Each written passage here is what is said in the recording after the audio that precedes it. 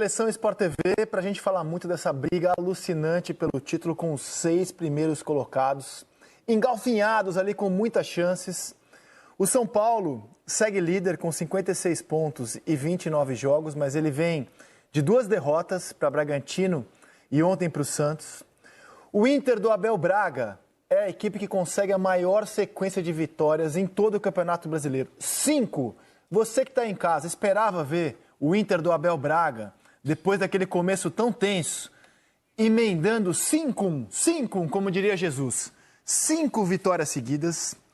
O time do São Paulo, 49 pontos, 27 jogos, 2 jogos a menos. 2 jogos a menos, um deles já paga hoje à noite. E olha, o Internacional está a 3 pontos do São Paulo, tendo um confronto direto contra o líder. O Flamengo tem 49 pontos e 28 jogos. Vai encarar ainda o Grêmio em Porto Alegre, que tem 49 pontos e 28 jogos também. O Grêmio também tem Grenal pela frente. E o Palmeiras, com 47 pontos e 27 jogos, vou falar um negócio aqui curioso. O 6º colocado depende apenas de suas forças para ser campeão. Porque ele tem 2 jogos a menos do que o São Paulo. Se ele ganhar esses 2 jogos, ele fica a 3 pontos do São Paulo. E ainda visita o São Paulo no Morumbi, tendo a chance de passar o rival no confronto direto. Esse é o Campeonato Brasileiro mais equilibrado da era dos pontos corridos, não tenho dúvida em afirmar isso. Paulo Vinícius Coelho, Luiz Roberto e Roger são os nossos comentaristas. Deixa eu dar as boas-vindas. Tá aqui o Pet, mas não é o Pet não, né? Pet dormindo entrou aqui por engano. Congelado. Né? Olha, não é bullying, hein, Pet? Tá não é bullying não, hein? Não é bullying. Tá bonitão, fala, Luiz, bem-vindo.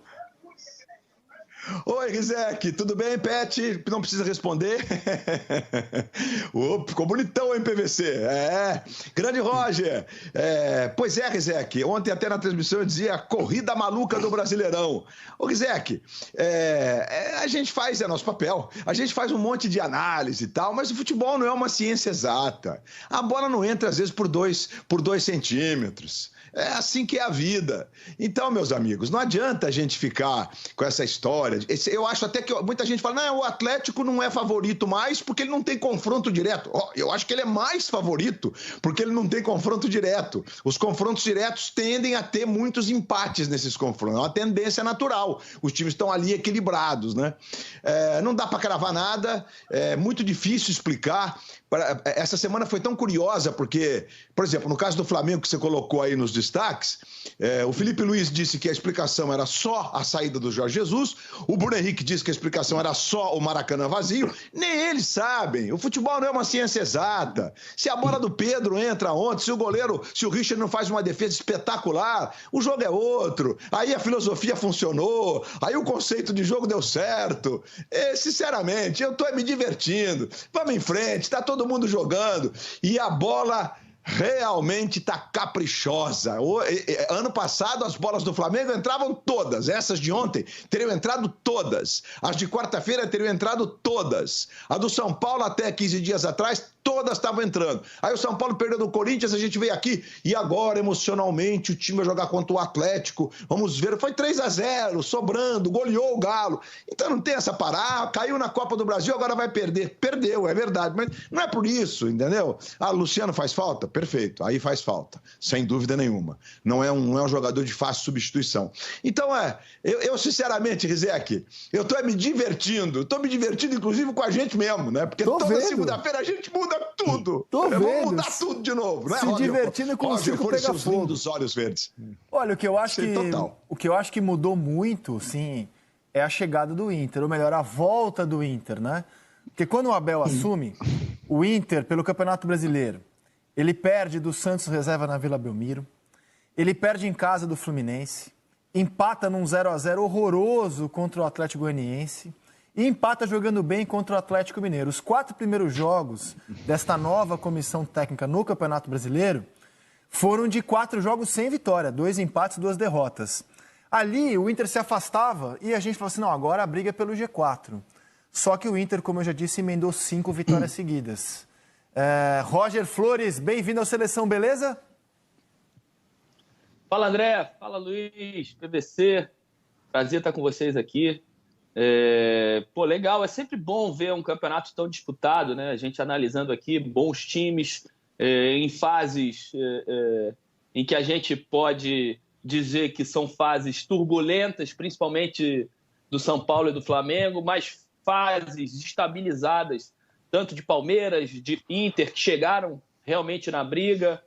E a gente vai discutir aí durante o programa, porque são vários os assuntos, várias as vertentes colocadas aí, várias teorias, mas que, na verdade, tudo é muito simples, né? Tudo é explicado por um objeto redondo que é colocado ali no meio de entre 22 jogadores jogando futebol, que às vezes ela entra, às vezes ela não entra, e a gente fica aqui discutindo teorias e teorias, mas é interessante. Vamos lá mais uma vez. O torcedor do Flamengo, assim, com quem eu convivo, hoje está alucinado com o Rogério Ceni. Alucinado. Eu acho mais difícil porque, para mim, carece de apuração para tentar traduzir, interpretar o que está acontecendo no Flamengo. No caso do São Paulo, daqui a pouco eu vou dar o meu pitaco aqui, acho mais fácil, acho bem compreensível explicar esse momento ruim que o São Paulo atravessa. Antes de dar as boas-vindas ao meu amigo Paulo Vinícius Coelho, quero dizer que se o Luiz Roberto está se divertindo, tá todo risonho com o sofrimento dos 6 ali que brigam pelo título, quero dizer que vai ter muita brincadeira até o fim do campeonato. Olha a quantidade de confronto direto que a gente tem daqui até a última rodada. Só na última rodada a gente vai ter 2 confrontos diretos, inclusive. Mas olha, aqui estão na sua tela os jogos que a gente vai ter entre os 6. No dia 15, na 30ª rodada, tem Palmeiras e Grêmio. Na 31ª tem Grêmio e Atlético Mineiro.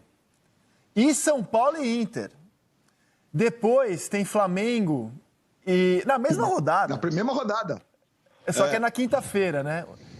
Um dia depois. Flamengo e Palmeiras, na mesma rodada. Vira a página aí pra gente.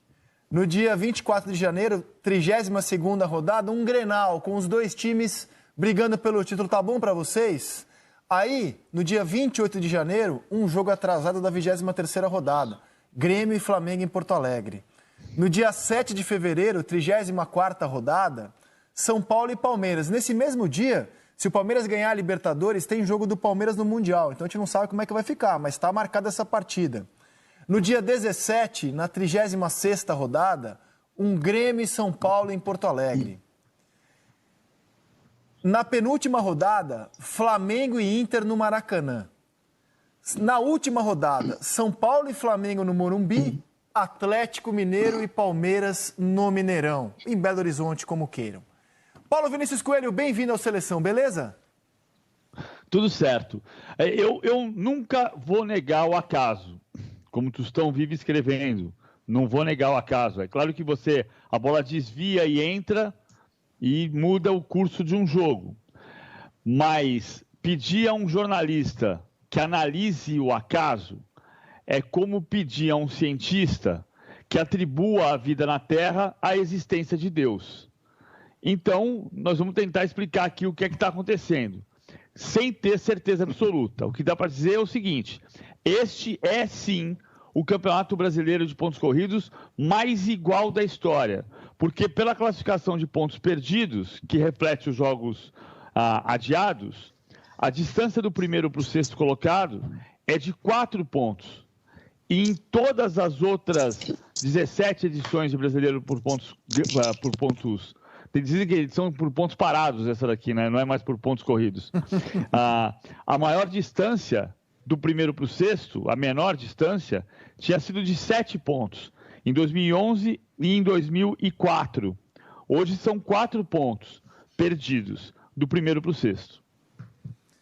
E não só na matemática, está tudo muito equilibrado, muito imprevisível, fruto do calendário, da pandemia.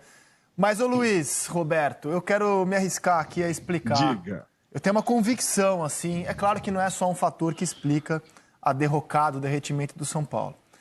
Mas, em comum, as 3 exibições ruins que o São Paulo fez em sequência, que a gente pode rodar aqui, empate de 0-0 com o Grêmio, surra do Bragantino e derrota para os reservas do Santos, tem os desfalques da equipe. Contra o Grêmio, o São Paulo não tinha o Reinaldo, válvula de escape pelo lado esquerdo, o Luciano e o reserva Pablo. Vou ficar no Reinaldo e no Luciano, tá?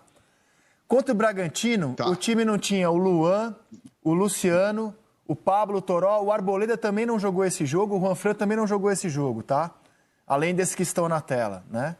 O Juanfran e Arboleda também não jogaram essa partida. E contra o Santos, ele não tinha um outro zagueiro titular, que é o Bruno Alves, o Tietê e o Toró, que seria uma opção de banco. Seria uma opção porque o São Paulo terminou a partida contra o Santos com Gonzalo Carneiro, Trellis, Paulinho Boia e o Hernanes, versão 2020. Não aquele Hernanes, craque, decisivo. O Hernanes, versão 2020. São Paulo terminou o jogo contra o Santos com esses 4 atletas que estão muito abaixo da exigência que o momento mostra para o São Paulo. Eu acho que chegou um momento, o São Paulo cresceu e chegou à liderança, repetindo a sua escalação, jogando quase sempre com força máxima. E chegou um momento em que o elenco precisou entrar em ação. E o elenco do São Paulo não se mostrou à altura da exigência. Ah, mas perdeu de um Santos reserva. É verdade, perdeu de um Santos reserva ontem. Mas para mim é muito claro, muito nítido que o elenco do São Paulo, quando o clube precisou dele, nesse momento crítico, nesses 3 jogos, a resposta não veio, Luiz Roberto. Não, a sua análise faz sentido, né? Aliás, eu concordo mais uma vez com o PVC. Esse é o nosso papel mesmo, porque é muito difícil explicar o imponderável do jogo de futebol, né? Como alguns técnicos têm dito em algumas entrevistas, o trabalho vai até a criação da proposta de jogo, aí chega na cara do gol, o sujeito chuta, a bola passa um palmo da trave, não é o treinador que falhou, obviamente, né? A proposta que foi treinada foi ali cumprida para isso. Mas, enfim, vai muito além. A questão do imponderável, do jogo ser vivo, de não ser uma ciência exata, o percentual é muito mais alto do que nós, jornalistas esportivos, às vezes supomos. Mas no caso do São Paulo, quer dizer, que eu acrescentaria pontos importantes. Eu acho que o jogo contra o Grêmio, eu tiro o jogo contra o Grêmio desse contexto. Eu acho que o São Paulo não soube jogar como o Grêmio propôs o jogo. O Grêmio, e não concordo com as pessoas que disseram que o Grêmio praticou o antijogo. Não concordo. Eu acho que o Grêmio escolheu uma tática de truncar mesmo o jogo para administrar uma vantagem. Isso é saber jogar uma competição que, naquele caso, era eliminatória. E o São Paulo teve enorme dificuldade para conseguir conviver com essa, digamos, provocação em dado momento que o Grêmio fez no jogo. O jogo não andava, o Grêmio não deixou o jogo andar, o jogo não fluiu. Né? A gente vê o lance do Vitor Ferraz, a bola batendo na trave, dá a impressão que o Grêmio, ou a bicicleta do Diego, que na verdade o Daniel Alves errou a saída de bola de uma forma que ele não erra de uma forma seguida, digamos assim, né? Erra também, mas não erra sempre. E foi isso. Então eu tiro esse jogo do contexto. Acho que existe mesmo uma ressaca quando você perde uma classificação que, num dado momento, chegou a ter o São Paulo como favorito, pelo momento dos 2 times. Mas o jogo de Porto Alegre, que o São Paulo foi melhor, decidiu a classificação. O jogo de Porto Alegre, o São Paulo foi melhor.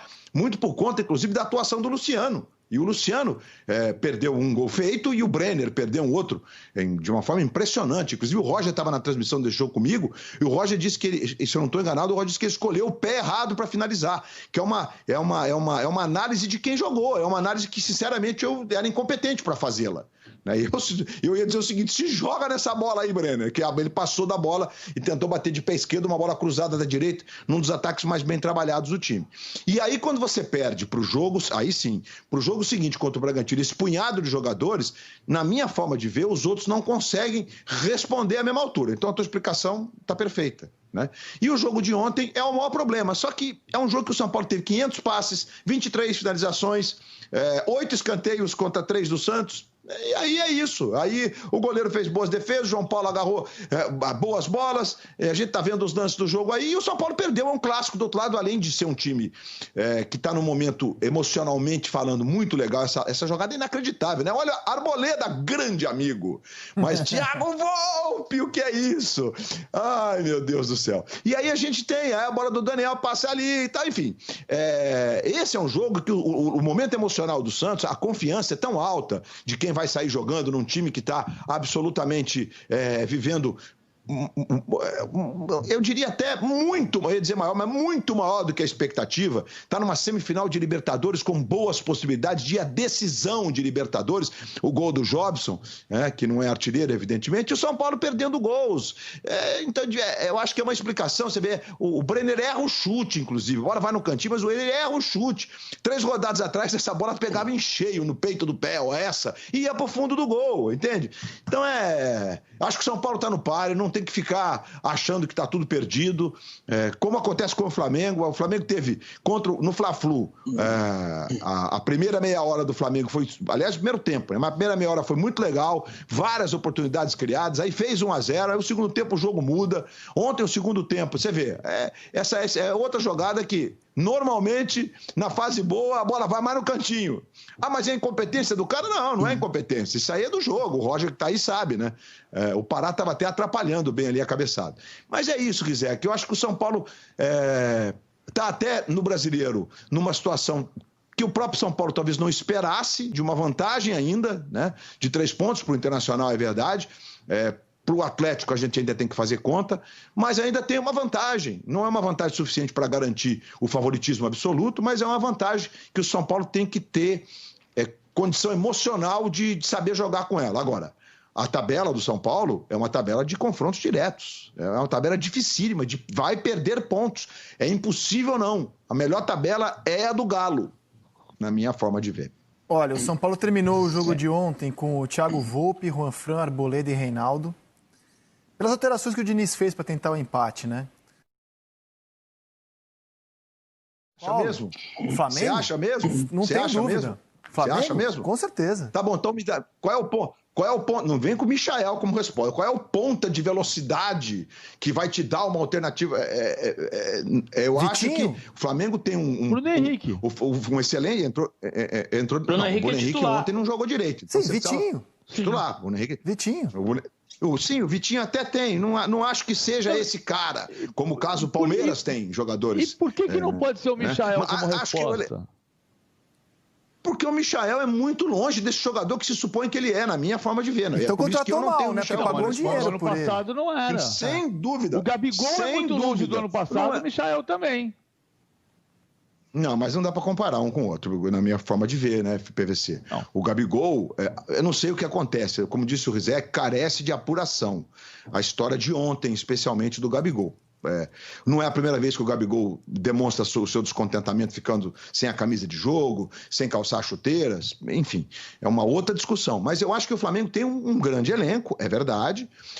As peças que substituíram o Rafinha e o Pablo Mari, o Isla é um grande jogador, na minha opinião, sim, mas com valências diferentes, e por isso ele é utilizado de uma forma diferente, muito mais pontual do que o Felipe. O jogo de criação do Flamengo ontem, que é concentrado nas beiradas com seus meias, e ok, com a Arrascaeta e com o Everton Ribeiro, e Everton Ribeiro não está num grande momento, impressionante como ele não está num grande momento, aliás, ele não está nem num bom momento.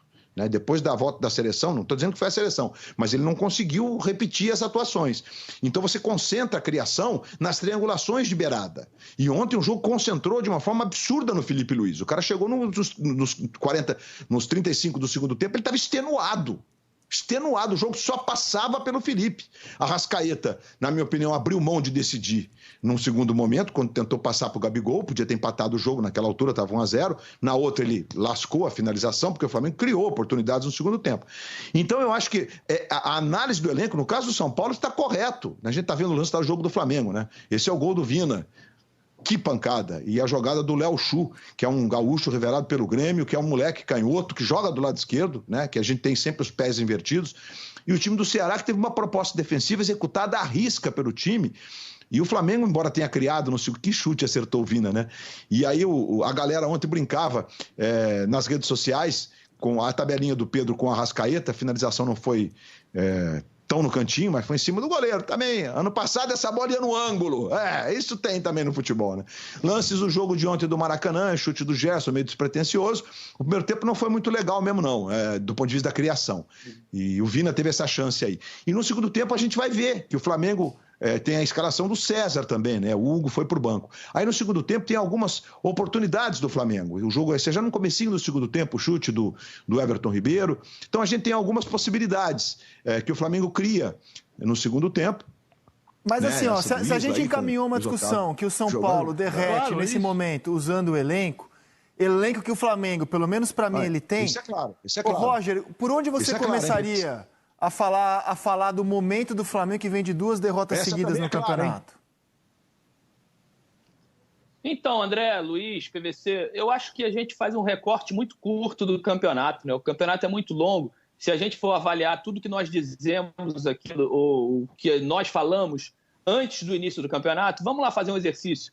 Quais foram os 6 times colocados como os favoritos para ganhar o Campeonato Brasileiro lá no início? Faz aí, André. Faz aí, PVC. Os 6 que são os 6 que estão ali. Ninguém foi 6. Ninguém colocou 6. 6 é muita coisa. Mas a gente punha Flamengo, Atlético, Palmeiras.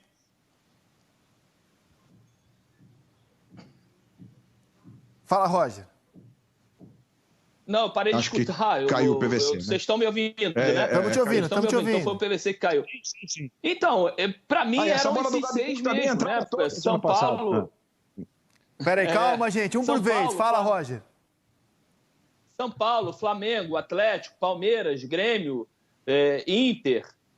Esses eram os times que nós avaliávamos que seriam os times que teriam condições de ganhar o Campeonato Brasileiro. Faltando 9, 10 rodadas, são esses os times que dão condições ao seu torcedor de continuar acreditando no título. Agora, as fases, elas têm fases mais firmes de algumas equipes, que elas se impõem como um futebol mais vistoso, mais atraente, mais qualificado. Outras fases mais turbulentas, em que perdem jogos em casa em que pareciam ser altamente favoritos.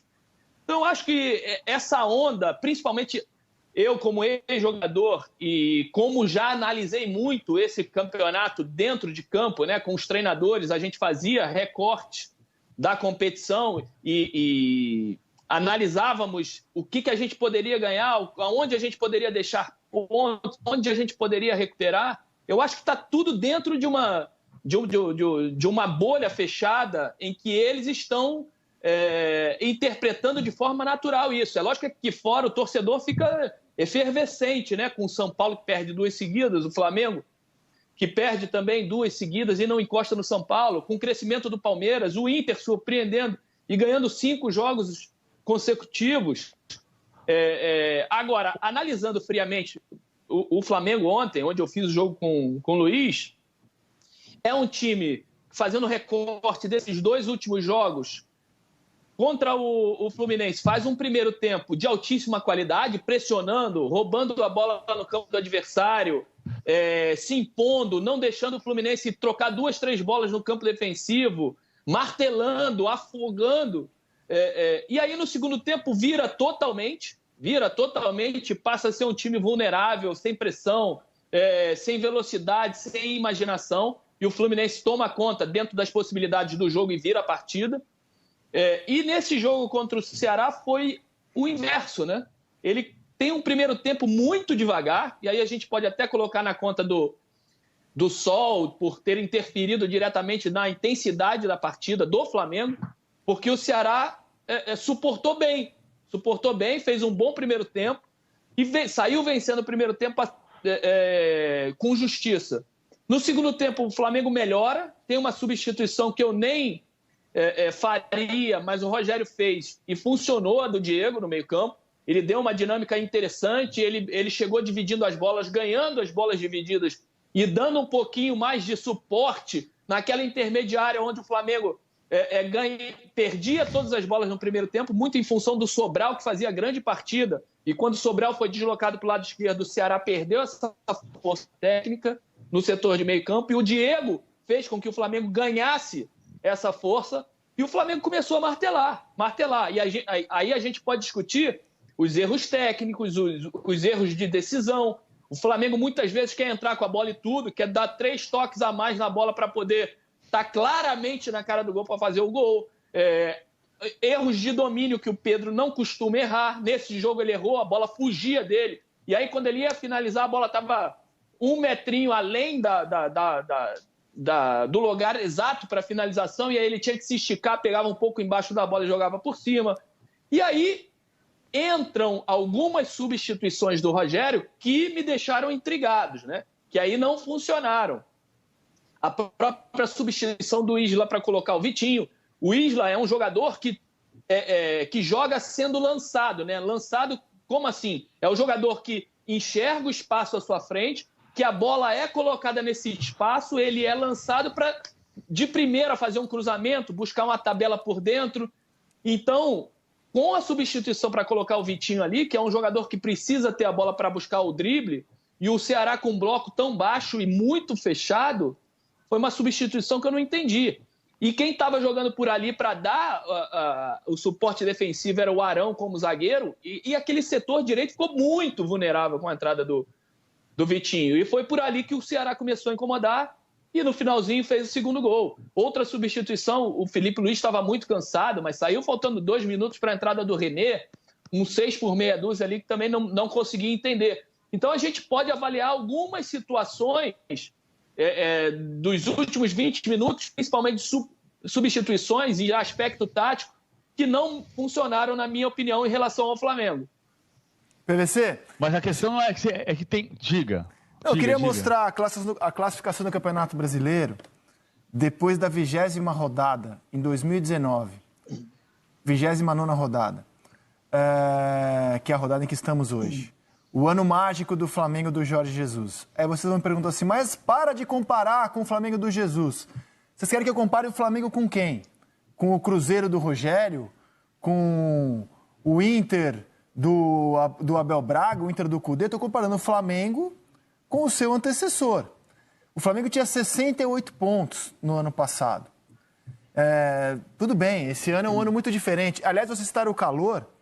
Essa é outra questão atípica desse ano. Pela primeira vez, a gente está jogando o Campeonato Brasileiro no mês mais quente do ano, no momento mais quente do ano. Mas o Ceará jogou quinta-feira em Fortaleza e viajou. Não, que isso pode diminuir a intensidade dos jogos. Até isso pode se influenciar. Mas eu queria te ouvir, PVC, esse momento ruim, cara. O Rogério tem 12 jogos.